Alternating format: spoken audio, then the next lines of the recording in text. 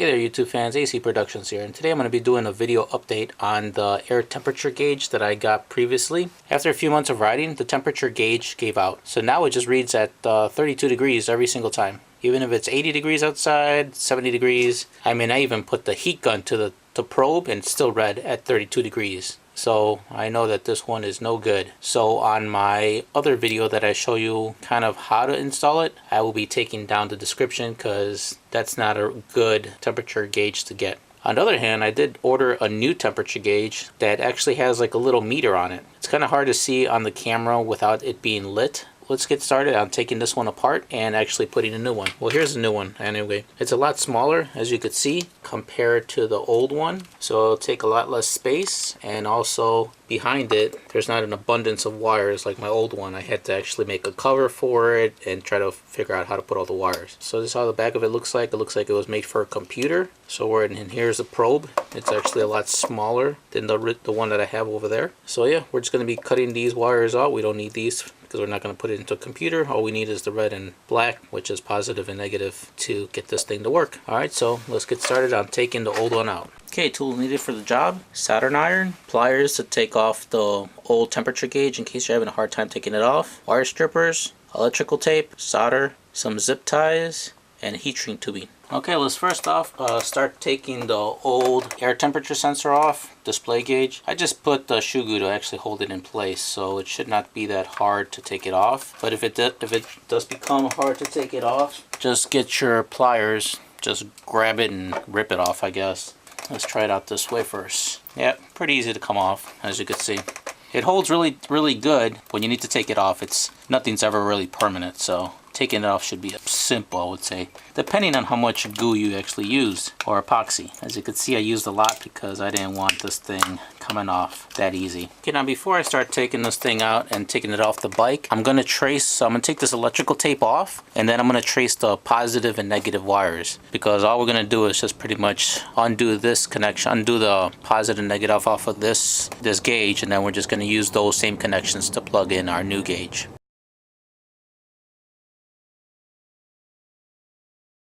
Okay, now before we get started on installing this new temperature gauge onto the bike, we're going to have to actually clip some of these connectors because, like I said before, it looks like this is made for a computer or something. Or you can use this for a computer actually. Plug in one of these two cables onto the computer and you'll have your own nice little temperature gauge. You know, putting this by somewhere where it needs to be, you know, temperature regulated or whatever. Alright, so just go stretch this out. Cable's pretty long. I would say probably around 2 to 3 feet maybe. Alright, so the connectors we're not going to be needing are pretty much this harness thing right here. So really what you could do is you could just actually, right where the red and black cable connect onto, right over here.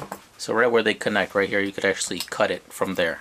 And you could just, you know, get rid of this or keep it or whatever you want to do with it. But for this installation, we don't need it. So now you're just left with the sensor or the display, and your red and black cables for power, and your probe, where we're going to pretty much install it right back where I have the old one. Since it is a lot smaller, I'm going to have to redo the entry where I have my old one and probably make either a different hole so I can put this one in, or just modify it somehow so this one would fit into my existing plastic thing that I made before. Okay, next what we're going to do is we are going to take our positive and negative cables. We're going to untwist it here and we're going to splice it. So we're going to get our wire strippers here and we are going to splice the cable just enough so you could do your other connections easy. So I would say like around this much. I think that's probably like half an inch or so. So we just want enough where we could actually, when it comes time to do it on the bike, we already have enough on there so we could just wrap the wire with the existing power cables. Okay, we're here at the bottom part of the bike, right on top of the front wheel fender. And this is where I have my old temperature probe located. Just kind of made this little homemade plastic thing and used epoxy to hold it in place up there. So right now we're just going to remove this since I'm not going to be using it no more. Now that I have it off, I'm just going to retrace where the cable is going to and then just start undoing it from the other side. pretty much just pulling it right through and then getting my new cable and feeding that through. I may have to replace this whole little plastic thing I made, maybe make a smaller one and fit my new probe on there. Okay, when working on top of your bike, if you're going to be doing any soldering, you want to grab a towel or a cardboard or something and place it over the area that you're going to be working on. So in case any solder or anything falls, it'll fall on the thing that you have put. It's just going to be a light solder job, so using the towel should be fine. If you want, go ahead and fold it a few times and then put it right there. Okay, so we're gonna start right now. We are going to cut one cable at a time. So we're gonna first start off with the negative. So I'm just gonna go over here and cut right here, cut off onto the negative, pull a little bit on the cable. Then we're gonna get our wire strippers and we're gonna strip that cable right there. I apologize again for the lighting. I don't know why on the camera it's not showing how much light I have here, but I have a lot of light going here and it's not showing on the camera. Anyway, so we are going to splice our cable. You don't need to splice that much, just enough to wrap your new cable on, and don't forget to twist the ends. Okay, now before we put our cable on, before we tie it up and solder it, we are going to get some heat shrink tubing and we're gonna slip it over the cable. And I always like to kind of just measure from what I'm going to be using and then just only pretty much trim what I need. Okay, so I don't want the display to get all scratched up while I'm doing this installation, so I'm going to put it back in its little bubble wrap and I'm just going to put it right back in its packaging for now and just stuff it in there for now. So what you want to do is grab your positive and negative cable and just kind of look for the location where you want to kind of like feed it through. There is a little loop in this general area. Let me get a better shot for you guys. Alright, so here's the loop I'm talking about. It's located right there. So it's a rectangular shaped loop and it has like a little cut right here where you could actually feed your wire through, and it'll keep it in place since we are going to put our new gauge right here. So if you want, you could just go ahead and just feed your cable through here and then just retrieve it through down here. Kind of tricky to do this with one hand, but you pretty much get the point. Just feed it through here, pull it out through here, and then we'll solder our connection. Okay, now we're gonna get our two negative cables. It's hard to see in the camera, but here's our first one. Here's the one from our gauge, and then we're just gonna twist them together. But before we do that, let's get our heat shrink tubing, and I'm gonna put it on this side here. Okay, this is how you want your two wires to be intertwined with each other before doing solder. Okay, once you're done doing your solder connection, next you want to do is just grab your heat shrink tubing and you hit slid over, and then slide it over your soldering connection and then shrink the tube. Okay, once you're done shrinking the tube there, now you want to do is grab and cut your other connector, which will be the red cable here. Alright, once you cut that off, you can actually take away your old gauge, your temperature gauge, put it off to the side for now. Okay, now we're gonna grab our wire strippers and strip our positive cable here and then twist our ends, and then we are going to connect our positive here to our positive on our temperature gauge. Okay, next thing you want to do is grab your temperature probe and then feed it through that same little rectangle area loop that we fed our wires at the beginning, and then we're just going to put that through there, and then we're just going to also bring that down all the way to the bottom where we're going to connect it to. So just pull on it and then just do it carefully, and then just feed that all the way down until you get to the bottom of the bike to where your wheel's at. Once you get to the bottom there, now we're going to actually install our probe onto that section that I showed you earlier, but unfortunately since that piece is so wide, we're going to have to make a new one. Okay, so we're going to have to make another new plastic piece because the one that I have up here, it's too big for this little small tiny probe. So I like to repurpose plastic. I usually kind of save plastic things that from things I bought.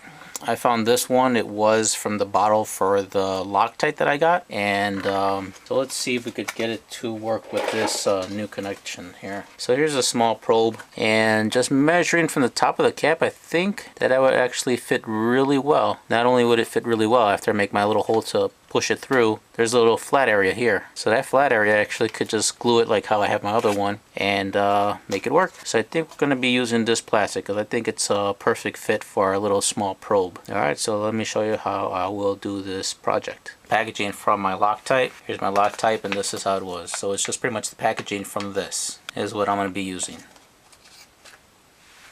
Alright, so here's the tools that you're going to need. You're going to need something to make a hole with. I have this as a hobby so it has a sharp point and it tapers to make bigger holes, small ones to bigger ones, and some hobby scissors, preferably Lexan. To cut the Lexan, it's made for plastic cutting. If you do not have these two tools, you could use an X-Acto knife to make the holes, and you could use regular scissors to cut. Alright, so let's get started. So now that I know where and what part of the plastic I'm going to be using, I'm just going to use this line right here on the plastic as a reference point on where to cut. So I'm just going to cut along here. And if you happen not to have this particular plastic laying around, you could just also find different ways on making your own little, I don't know what to call it, but your own little plastic bracket, I guess, to fit the probe on there. Alright, so then also I'm going to cut up here because I don't need any of this rest of this plastic, so I'm just going to cut up here. And this is going to act as my surface that I'm going to put some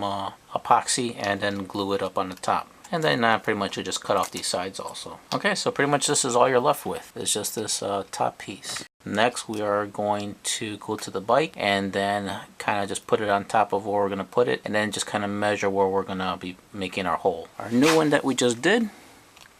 And I'm going to put it right up here where I had my old one. And I got my hole maker here. I'm just going to put it right up there, and then I'm just going to kind of eyeball it and see how close I want it up there or how low. So let's see if I were to put it on there. Okay, once you find the spot where you're going to be making the hole, remember where you eyeballed it. So right about there. If you want, you can actually just poke a hole with your tool here, and then go back to the bench and completely make the hole. So when you're doing this with the whole thing, with the, I don't know what tool you would call this, but pretty much if you were doing it with the X-Acto knife, just make the hole small first, and then just go little by little, and keep, after making the hole, just put your probe through it. It should be nice and snug on there. You don't want it to be loose and wobbling around. So just go little by little and put your probe in there every time. Once you feel it snug, then you're done, and then you could actually just trim the excess of the plastic because you're not going to need it.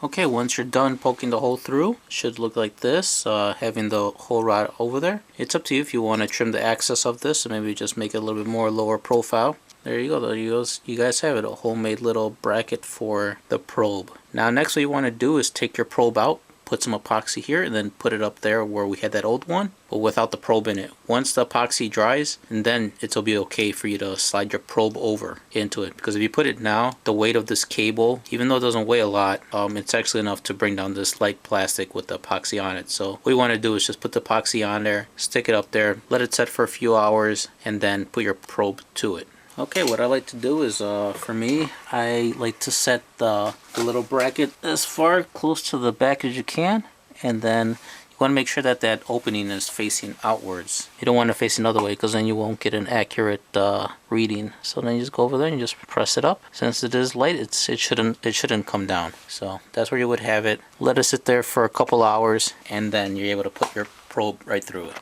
Okay, so while you're waiting for that, our homemade little bracket for the probe to dry, we're gonna set and put our gauge right here. So at this point you want to get your 2 zip ties, and then we're just gonna we're just pretty much gonna glue it here, and then we're gonna zip tie it and hold it, and that's gonna hold it in place to let it dry. Okay, so what you're gonna do is you're gonna grab your 2 zip ties and you're gonna put them together.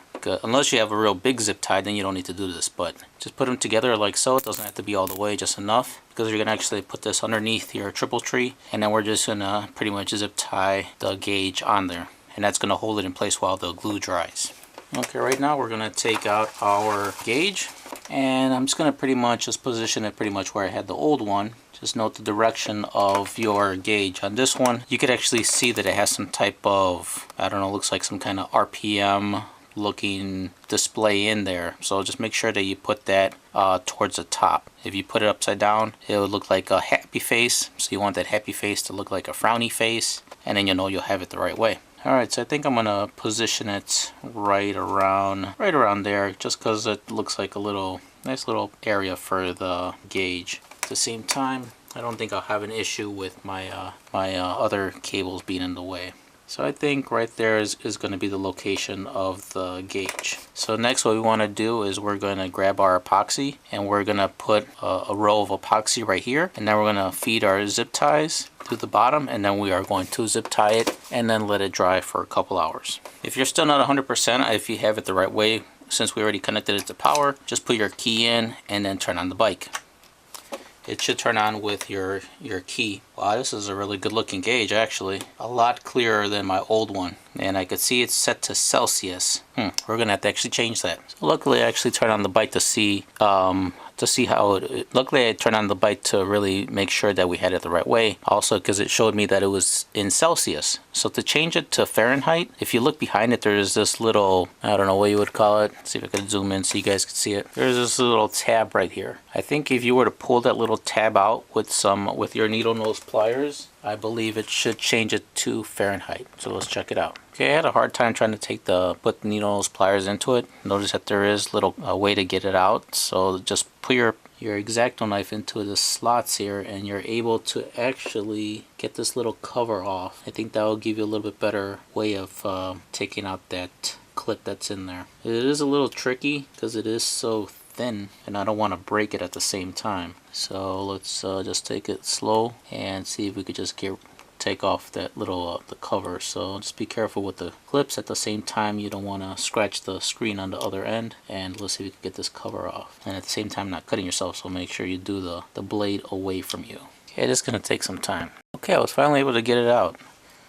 Alright, so now what you want to do is, well, let's actually see what's in there. Actually, it's a computer board. Alright, so you want to be very careful because I see there is some very thin wires in there. So just be very careful when doing this. Alright, so now let's pull that little pin out, and there you go. Should just pop right out. It's very small. Just put it somewhere if you ever change your mind and wanted to make it Celsius again. Alright, so now let's turn on the bike and let's see if it changed that to Fahrenheit. Okay, I think I have to probably put the cover back on. Alright, so now that we put our cover back on, let's turn it on and see if it changed to Fahrenheit.